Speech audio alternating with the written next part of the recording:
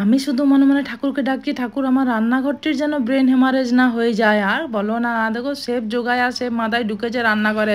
আজকে mother's day নয়, তাই মাকে স্পেশাল মেনু রান্না করে তারা খাওয়াবে। কত সাবধানে দিচ্ছে দেখো, ছেলেগুলি কিন্তু বলতে নেই কাজ শিখে গেলাম। খুব সহজ একটা রেসিপি।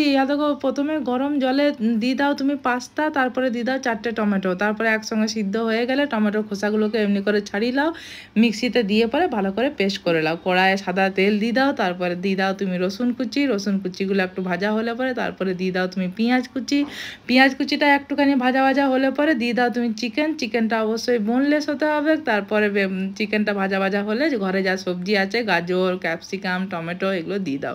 এই টুকটাক কাজগুলো যদি তুমি ঘরে সন্তানদিকে দিয়ে করাও না, ওরা দেখবে করতেও আনন্দ পাবে আর খেতেও খুব মজা করে খাবে।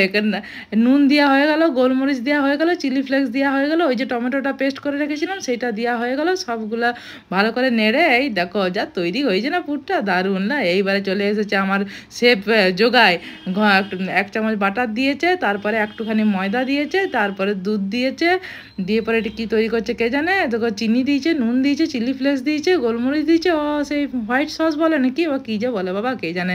তারপরে দিয়েছে টমেটো কেচাপ, তারপরে ওই যে পুরটা তৈরি করলো চিকেন দিয়ে সেই পুরটি দিয়ে দিয়েছে, তারপরে যে পাস্তাটি সিদ্ধ করে রেখেছিল পাস্তাটি দিয়ে দিয়েছে। দেখো যোগা আর মাথায় দুজনে একসঙ্গে ঢুকে গেছে, তাদের এবার কীর্তিকলাপ দেখো একবার। বাবারে রংটা কি হয়েছে গো, দেখেই তো জিভে জল চলে আসছে। খেতে কেমন হবে কে জানে।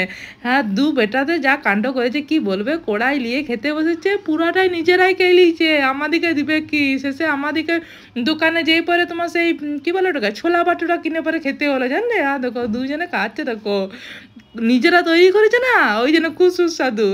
হ্যাঁ দেখো দিচ্ছে রে শুদ্ধ গো, কেমন ছেলে একবার দেখো, একবার ঘরে তৈরি করে দেখবে আর ঘরের সন্তান দিকে দিয়ে তৈরি করাবে, তাইলে পরে দেখবে সেটা আনন্দটাই আলাদা হবে। শুনো বলি, এখনো অর্ধেক প্যাকেট পাস্তা ঘরে পড়ে আছে, সেইটার একটা রেসিপি কমেন্ট সেকশনে লিখে দিবে কি তৈরি করবো ওইটা দিয়ে পরে লাই।